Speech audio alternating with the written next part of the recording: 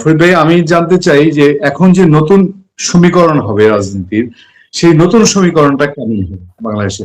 রাজনীতির পার্ট তিনটা, একটা হলো হুম। বিএনপি, একটা জামাতে ইসলাম, আর একটা হলো আওয়ামী লীগ। এই তিনটার মধ্যে সমীকরণ এখন কেমন হবে? এখন দুধ কা দুধ পানি কা পানি হয়ে গেছে। কে কার বন্ধু, কে কার শত্রু, কে কার প্রতিপক্ষ, কে কার রাজনৈতিক প্রতিপক্ষ। আবারও বলতেছি, রাজনৈতিক প্রতিপক্ষ এক জিনিস, শত্রু আরেক জিনিস। এটা আমাদের বুঝতে হবে। যারা গণতন্ত্রে বিশ্বাস করে তারা প্রত্যেকে একে অপর রাজনৈতিক প্রতিপক্ষ, শত্রু নয়। কিন্তু যারা গণতন্ত্রে বিশ্বাস করে না তারা রাজনৈতিক দলগুলোর শত্রু, দেশের শত্রু, গণতন্ত্রের শত্রু, ধর্মনিরপেক্ষতার শত্রু, বাংলাদেশের ৭২-এর সংবিধানের শত্রু, বাংলাদেশের স্বাধীনতার শত্রু। কারণ যারা গণতন্ত্রে বিশ্বাস করে না এবং প্রকাশ্য বলে বেড়ায়, তারা যে দলেই ঢুকুক, তারা বিএনপিতে আসুক, আওয়ামী লীগে আসুক, জোট করেই আসুক, বা তারা গোপনেই ঢুকুক। কারণ আমরা এখন গুপ্ত একটা রাজনীতি দেখতেছি। এই যে স্বাধীনতা বিরোধী জামাত, তারা একটা কৌশল নিয়েছে। যেমন 25 বছর যখন কমিউনিস্টরা কমিউনিস্ট পার্টি পাকিস্তান আমলে নিষিদ্ধ ছিল, তারা কিন্তু বিভিন্ন দলের ভিতরে, উপদলে ঢুকে যেত ভিন্ন নামে। জামাত সেই কাজটা করতেছে। তারা প্রকাশ্যে একটা দল আছে, আপনি দেখেছেন জামাত যে ঢাকা বিশ্ববিদ্যালয়ে তাদের ছাত্র সংগঠনের বিজয়, সেটা নীলক্ষেত চাপে হোক আর যেভাবে হোক তারা দখল করলো। আপনি দেখেন সেখানে কিন্তু তারা লেখে নাই যে ইসলামী ছাত্র শিবিরের প্যানেল, এরকম কিছু লেখে নাই। তারাও কিন্তু সেখানে সাধারণ ছাত্র জনতা নাম দিয়েছিল। অর্থাৎ তাদের এই কৌশলটা অতি ভয়ঙ্কর। এটা আওয়ামী লীগকেও বুঝতে হবে, বিএনপিকেও বুঝতে হবে। এমনকি আমি মনে করি এখনো বিএনপির ভিতরে তারা তো ঘাপটি মেরে রয়েছেই। আমি মনে করি আওয়ামী লীগের ভিতরেও তারা কম হলেও সেখানে ঘাপটি মেরে রয়েছে। আপনি দেখেন কিছু কিছু আসনে, কিছু সব অনেক আসনে তারা ভোট জালিয়াতি করেছে, বা সেনাবাহিনী বা ইউনূস তাদের জালিয়াতি করার সহযোগিতা করেছে। কিছু কিছু আসন ছিল যেটা আমার আমার জাজমেন্টে আছে, ৪-৫টা আসনে তারা ভোট পেয়েছে, ওগুলো জালিয়াতি করে নাই, ওগুলো তারা ভোট পেয়েছে। ফেল করেছে যদিও, কিন্তু সেইখানে এত ভোট পাওয়ার কথা না। তার মানে কি, সেইখানে হয় এগুলো জামাতে বিএনপিতে ঢুকে আছে, অথবা এই জামাতি আওয়ামী লীগের ভিতরে ঢুকে আছে। আমি নামগুলো নিচ্ছি না সঙ্গত কারণে। সেই সমস্ত অঞ্চলে, যেমন বৃহত্তর ময়মনসিংহ অঞ্চলে একটি আসনের কথা বলি, সেইখানে তারা 30,000 প্লাস ভোট পেয়েছে, ফেল করেছে 30,000 প্লাস ভোট পেয়ে। সেখানে 30,000 ভোট পাওয়ার কথা না, জামাতে 30,000 ভোট নেই। কারণ একটা দলের, যেমন ধরেন বামপন্থী একটা লোক 30,000 ভোট পেয়ে গেল, সেটা তো অবিশ্বাস্য। তেমনি জামাতেরও সেখানে ওই আসনে অবিশ্বাস্য, কারণ তারা 30,000 ভোট পেতে পারে না। তাহলে এই লোকগুলো কারা? হয় আওয়ামী লীগের ভিতরে আছে, অথবা বিএনপির ভিতরে লুকিয়ে আছে ঘাপটি মেরে। এটা কিন্তু গণতন্ত্রের জন্য ক্ষতিকর। এরা মনে করেছিল যে খালি মাঠে গোল দিব, আওয়ামী লীগকে সরিয়ে দিয়েছি, বিএনপি তাদের বুদ্ধি কম, তাদের ভাষায়, যে এদেরকে হয় টাকা দিয়ে, না হয় লোভ দেখিয়ে, না হয় ভয় দেখিয়ে, অথবা ব্ল্যাকমেইল করে, অথবা কূটকৌশলে, অথবা জালিয়াতি করে বিএনপিকে ওভারটেক করে তারা ক্ষমতায় চলে যাবে।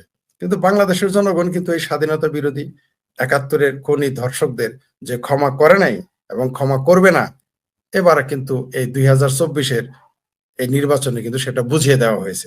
কারণ একেবারেই মাঠ খালি।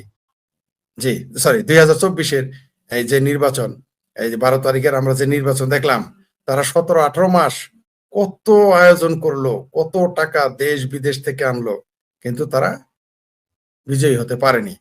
বরং অনেকেই মনে করে তারা যে আসনগুলো পেয়েছে, এর অর্ধেকেরও বেশি আসন তাদেরকে এই সেনাবাহিনী আর ডক্টর ইউনূস ভোট বাক্সে সিল মেরেই তাদের আসার ব্যবস্থা। কারণ কেউ বিশ্বাস করবে না যে জামাত কোনোদিন 68টা সিট পাবে। কোনো যুক্তিতে এটা হয় না, কোনোভাবে হয় না। তারা যদি এই দেশে সুষ্ঠু নির্বাচন হয়, এখনো ধরেন আওয়ামী লীগ মাঠে নাই, ধরে নেন আওয়ামী লীগ মাঠ থেকে তুলে দিলাম, আওয়ামী লীগ নির্বাচন করবে না, এই অবস্থায় নির্বাচন করবে সুষ্ঠু, জামাত 20টার উপরে আসন পেতে পারে না, 10 থেকে 20টা। আর আওয়ামী লীগ যদি মাঠে থাকে, জামাত তো নীল হয়ে যাবে। এবার আগামীতে জামাত নীল হয়ে যাবে, আপনি নিশ্চিত থাকেন, দেখতে পারবেন। এটা আপনারা কেন, এটা আপনারা কেন বলছেন? ধরেন আওয়ামী লীগ মাঠে নাই দেখেই এক বক্সে আওয়ামী লীগ বিএনপির ভোট বেশি। আওয়ামী লীগ মাঠে থাকলে তো আওয়ামী লীগ বিএনপির ভোটটা ভাগ হয়ে যেত, তখন তো জামাতের ভোট বেড়ে যাওয়ার কথা। না না না, আপনি যে যুক্তিটা দিলেন, ওর তো এগুলো ভোট না, এগুলো তাদের সিল মেরে দেওয়া হয়েছে।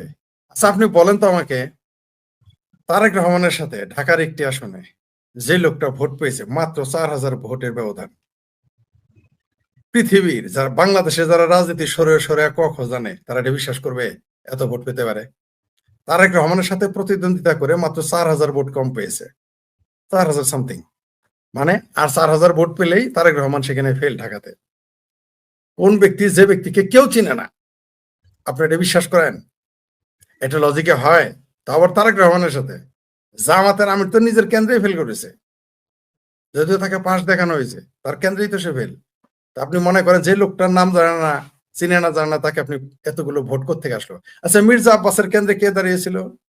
সেই যে কচি কাছার আসরের যে ছেলেটা ইলেকশন করেছে, আমি আপনাকে লিখে দিতে পারি, ওকে বলেন তো, এই ওয়াকার সাহেব যখন চলে যাবে বেরাকে, তারপর ইউনুস সাহেব যখন পালিয়ে যাবে অথবা তাকে ফাঁসিতে ঝুলানো হবে, মানে আফটার ইউনুস রিজিম, আপনি এই ডারবি নাসিরকে বলেন ঢাকাতে ওই মির্জা আব্বাসের যে ওয়ার্ড, ওইখানে ওয়ার্ডের কাউন্সিলর হয়ে আসতে বলেন তো দেখি, সে পারে কিনা? সে তো এজেন্টই খুঁজে পাবে না। এত ভোট কই থেকে আসলো? এত ভোট কই থেকে আসলো? আপনি আমাকে বুঝিয়ে বলেন। ডারবি নাসিরকে তার নিজের এলাকায় জানতো ইলেকশন করাইতে, সে একটা মেম্বার হইতে পারে কিনা? আমরা তো এগুলো বুঝি সমীকরণ। তখন এগুলো থাকবে না। আপনি জামাতে আপনি বললেন যে আওয়ামী লীগ বিএনপির ভোট ভাগ হয়ে যাবে, জামাত চলে যাবে, এই তথ্য সঠিক নয়। কারণ তখন মানুষ জামাতকে ভোট দিবেই না। এক নম্বর হলে এখনো যা দিয়েছে তাও দিবে না। দ্বিতীয়ত, জামাত তো ইলেকশনে তো এগুলো পাস করতেই পারবে না, তো সেই সাংগঠনিক ক্ষমতাই নেই, এগুলো তো জোর করে ভোট দিয়েছে। এগুলো ওয়াকার সাহেব ভোট ভরিয়ে দিয়েছে, এগুলো ইউনূস সাহেব ভোটের ব্যবস্থা করে দিয়েছে। এটা তো দিনের আলোর মতো পরিষ্কার। আপনাকে দুইটা উদাহরণ দিলাম ঢাকাতে। একটা হলো ডারবি নাসির মির্জা আব্বাসের সাথে তীব্র প্রতিদ্বন্দ্বিতা। আচ্ছা, তার সাথে যদি আওয়ামী লীগের হ্যাভিওয়েট নেতার এরকম প্রতিদ্বন্দ্বিতা হইতো, একটা কথা ছিল। তারপর তারেক রহমানের সাথে যদি বিএনপির কোনো হ্যাভিওয়েট নেতার, এমনকি জামাতের কোনো হ্যাভিওয়েট, মনে করেন সেখানে জামাতের আমির ইলেকশন করতেছে, তাও একটা কথা ছিল যে এত ভোট পায়। ক্যান্টনমেন্টের ভিতরে এত ভোট কই থেকে আসে? 17 নম্বর এরিয়াতে এত ভোট জামাতের কই থেকে আসে? এগুলো আমরা বুঝি না। ধরে নেন সে 5,000, 10,000, 20,000 পাইতে পারে, এত ভোট কই থেকে আসলো? এত ভোট আমি কোনোদিন জামাত আরেক দিতে পারবে না। জি, বলেন। আমি আরেকটি প্রসঙ্গে আসতাম, আপনি কিছুটা তুলেছেন, সেটা হলো যে এই যে 17-18 মাসে বাংলাদেশের অনিয়ম, দুর্নীতি, তারপর অপশাসন, আইনের অপব্যবহার, বাংলাদেশের অর্থ লুটপাটের আকাশ সমান অভিযোগ আছে। এখন কি একটা পট পরিবর্তনের মধ্যে দিয়ে যে বিএনপি ক্ষমতায় আসছে, অন্তত আমরা বেঁচে গেলাম, জামাত আসলো না, এই সন্তুষ্টিতে তাদের এই অপকর্মগুলা চাপা পড়ে যাবে এবং এই উপদেষ্টারা, এই যারা বিদেশি তাদের অ্যাম্বাসেডার আসছিল, এই দেশটা শাসন করেছে, তারা সবাই আবার যা যার মতো সহি সালামতে চলে যাবে, এগুলোর কোনো প্রতিকার হবে না? এটা নির্ভর করতেছে বিএনপির রাজনৈতিক মেরুদণ্ড কতটুকু শক্ত। বিএনপির যদি রাজনৈতিক মেরুদণ্ড শক্ত থাকে, অনেকগুলোকে বিচার আওতায় আনতে হবে তাকে। যেমন আলী রিয়াজ সংবিধান কাটাছেঁড়া করার জন্য তাকে আপনাকে বিচারের মুখোমুখি করতে হবে। কারণ আলী রিয়াজ কে? যে লোকটা ভোট দিতে আমরা দেখলাম, আমরা ইউনুসকেও দেখলাম ভোট দিতে, যদিও তার পাসপোর্ট 4টা দেশের, আমরা এরকম বিদেশি নাগরিকদেরও ভোট দিতে দেখলাম। আলী রিয়াজ ভোট দিল না কেন? দেখেছেন কি তার ছবি? কেউ দেখেনি।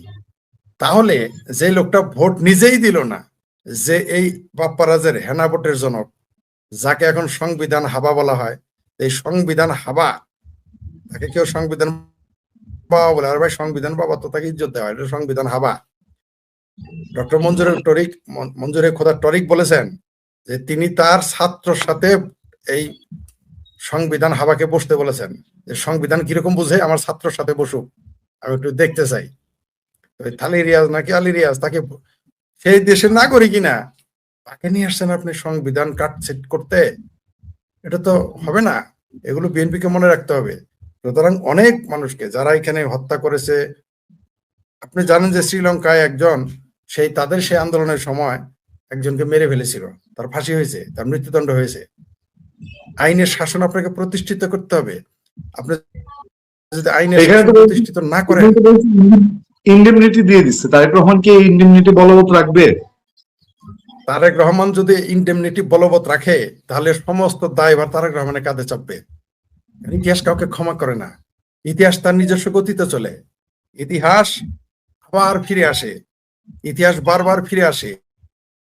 আপনি দেখেন 2007-08-এ বিএনপিকে এই সেনাবাহিনী কি সাজা টানা দিয়েছে।